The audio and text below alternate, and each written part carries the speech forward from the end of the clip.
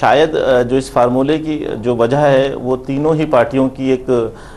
जिस तरीके से चुनौती मिली है पिछले लोकसभा चुनाव में और आगामी जो विधानसभा चुनाव है, जिस तरीके से समाजवादी पार्टी हो या आप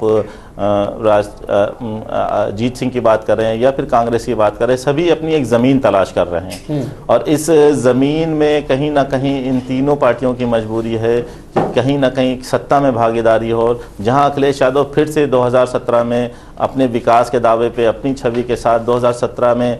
फिर से अखिलेश सीएम की कुर्सी पाना चाहते हैं, ताकि जो उनके एजेंडे हैं, जो उनकी छवि है, उसको और चमका सकें, एजेंडे को अपने आगे ले जा सकें, ताकि जो 2019 का चुनाव हो तब तक वो बहुत कुछ जो उनका जो एक छवि दांव पे लगी है उसको वो आगे ले जा सकते हैं। वहीं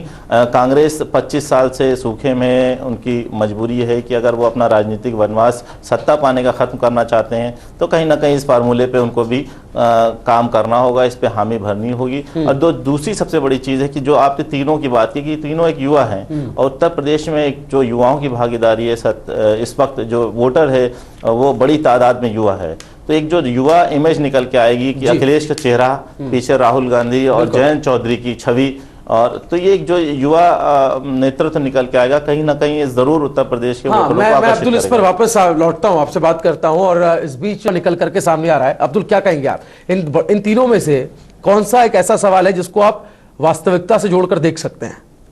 देखिए, बिल्कुल जो आपने बात कही कि चाहे वो बीजेपी को रोकना हो या फिर सत्ता हासिल करना हो, कहीं ना कहीं समाजवादी पार्टी के लिए, मैंने आपसे जैसे पहले भी कहा कि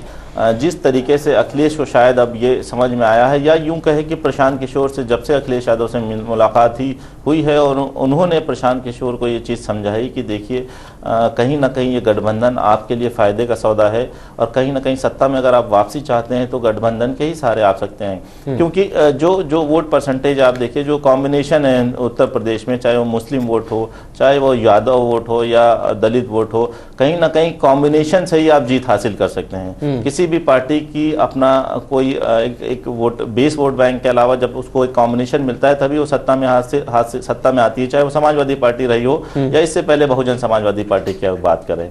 तो अब जो कॉम्बिनेशन बनता हुआ नजर आ रहा है, अगर वो वाकई समाजवादी पार्टी, कांग्रेस और राष्ट्रीय लोकदल मिलकर चुनाव लड़ते हैं तो जो जमीन खोई है कहीं ना कहीं राष्ट्रीय लोकदल ने लोकसभा चुनाव में, और कांग्रेस जो वो अपनी जमीन खो चुकी है, तो तीनों के मिलने से जो एक नया कॉम्बिनेशन उभर के आएगा, कहीं ना कहीं वो बहुजन समाजवादी पार्टी और भाजपा को जरूर चुनौती पेश करेगा 2017। बिल्कुल, हमारे साथ ताबिश कमाल ने शुरू में अपनी भूमिका में जिक्र किया कि वोटों का बंटवारा ना हो जाए या वोटर्स ना भटक जाए, उसको कहीं ना कहीं अपनी तरफ मोबिलाइज करने के लिए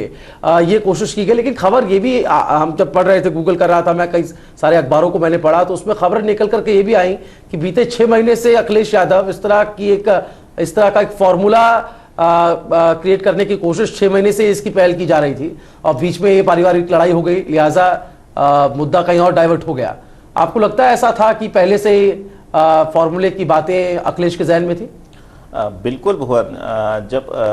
करीब 3 महीने से अखिलेश इस फार्मूले की पे काम कर रहे हैं और इसकी बात कर रहे हैं। 3 महीने पहले आप देखेंगे तो अखिलेश बिल्कुल अकेले समाजवादी पार्टी से चुनाव लड़ने की बात करते थे, लेकिन 3 महीने कब से जब से हुआ है तब से वो लगातार ये बात करते हैं कि अगर हम कांग्रेस के साथ गठबंधन करते हैं तो हम 300 ज़्यादा सीटें जीतेंगे उत्तर प्रदेश में। खुले मन से उन्होंने कहा है, मीडिया के सामने कहा है, जनसभाओं में बोला है कि हम कांग्रेस के साथ अगर गठबंधन करेंगे तो 300 से ज्यादा सीटें जीतेंगे। हमने भी कई बार उनसे जब सवाल पूछा कि आप अकेले नहीं लड़ेंगे क्या, अकेले आपको शुबा है या अकेले लगता है कि वो कॉन्फिडेंस नहीं है अब आप में जो पहले था, तो उनका कहना था कि ऐसा नहीं, अकेले भी हम बहुमत से आएंगे, लेकिन अगर हम मिल के लड़ते हैं तो वोटों के बंटवारे को रोकेंगे और कहीं ना कहीं 300 से ज्यादा सीटें जीतेंगे और बीजेपी और बसपा का क्लीन स्वीप करेंगे। तो कहीं ना कहीं देखिए अखिलेश को बिल्कुल ये रियलाइज हो चुका है कि अगर वोटों के बंटवारे को रोकना है तो कहीं ना कहीं उनको गठबंधन के साथ जाना होगा। बिल्कुल उनकी छवि साथ है, विकास के मुद्दे उनके साथ में है, लेकिन जिस तरीके से बीजेपी और बीएसपी से चुनौती मिल रही है तो उनको कहीं ना कहीं गठबंधन। इसमें कांग्रेस का पक्ष क्या है? जीशान हैदर साहब हमारे साथ कांग्रेस के नेता इस वक्त फोन लाइन पे जुड़ गए हैं। जीशान साहब, कांग्रेस क्या गठबंधन करेगी समाजवादी पार्टी के साथ? अब सुगबुगाहटें बहुत तेज होने लगी हैं, जो अटकलों का जो बाजार है वो अब तेजी के साथ बढ़ रहा है आगे। ये सिर्फ अफवाह है या वाकई में कांग्रेस के अंदर खाने जो बड़ी लीडरशिप है, जो थिंक टैंक है पार्टी के, इस बारे में सोच रहे हैं? देखिए, मैं पहले भी इधर से या मसूद अहमद से जो ये बातें रख रहे हैं सामने? जीशान भाई से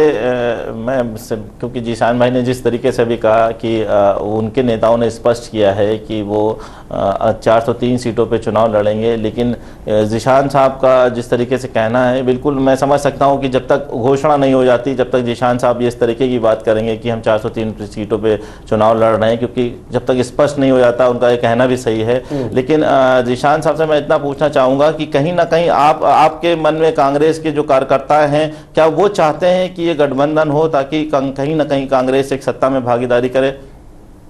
जीशान जी, मैं बहुत जिम्मेदारी ये चीज कहना चाहता हूं कि कांग्रेस के जो वर्कर हैं वो लगातार निचले स्तर से लेके ऊपर तक वो लगातार संघर्ष कर रहे हैं प्रदेश में, और वो सत्ता के लिए लड़ाई कर रहे हैं कि सत्ता में आए कांग्रेस पार्टी। जिस तरह से प्रदेश के जो हाल हुए इतने सालों में वो सुधरे, क्योंकि जब से कांग्रेस पार्टी हमें लगता है प्रदेश से गई है, तब से वो लगातार जो है वो दूसरे पायदान से खिसक के आज 12वें और 13वें पायदान पे पहुंच गई है। तो हमें लगता है कि कांग्रेस पार्टी का कोई भी कार्यकर्ता ये नहीं चाहता है कि कांग्रेस पार्टी गठबंधन करे और गठबंधन करके चुनाव लड़े, क्योंकि तब अपने विधानसभाओं में, सब अपने जिला और शहर स्तर पे सब तैयारियां कर रहे हैं जो सालों से। लेकिन इस तरीके से आपको लगता नहीं है कि बिहार में कांग्रेस की सत्ता में वापसी के लिए गठबंधन ने एक अहम भूमिका निभाई थी और वो वापस सत्ता में आए हैं? अगर वही फार्मूला आप उत्तर प्रदेश में लागू करेंगे तो मुझे लगता है, बल्कि आपके कार्यकर्ताओं को नहीं लगता कि उस फार्मूले से उनको सत्ता में वापसी करने में ज्यादा आसानी होगी बनिस्बत कांग्रेस अगर अकेले दम पे चुनाव लड़ती है?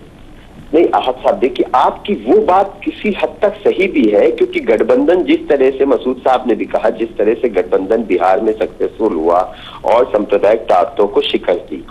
लेकिन उत्तर प्रदेश में देखिए बिहार के चुनाव और उत्तर प्रदेश के चुनाव में जमीन आसमान का अंतर है। वहां पे सबसे बड़ी बात यह है कि वहां पे लालू यादव और नीतीश जो आपस में एक दूसरे के खिलाफ चुनाव लड़ते थे, वो दोनों एक साथ आए थे। यहाँ पे जिस गठबंधन का जो फॉर्मूला है वो अब कितना कारगर साबित होएगा, जिस तरह से आप लोग बता रहे हैं कि गठबंधन पे बात हो रही है, ये उसके ऊपर भी सवाल या निशान उठाता है कि राष्ट्रीय लोकदल हो, चाहे समाजवादी पार्टी हो, चाहे कांग्रेस पार्टी हो, क्योंकि पिछले 27 साल से जिस तरह से 3-4 बार समाजवादी पार्टी की सरकार या बसपा की सरकार या भाजपा की सरकार प्रदेश में आ चुकी है, और उन सारी सरकारों ने जिस तरह से मितियामेट किया है प्रदेश का, हमें लगता है कि वो बहुत ही अहम भूमिका उसमें कांग्रेस पार्टी ने लगातार उनका विरोध किया है। लगातार जो जिला और शहर स्तर पे हमारे नेता हैं वो लड़ते रहे उनके खिलाफ। मसूद अहमद जी, आपका भी वक्त की पाबंदी हमारे साथ है। अब्दुल, बहुत शुक्रिया इस तमाम चर्चा के लिए। ताबिश, बहुत शुक्रिया आपका, आपको बहुत कम वक्त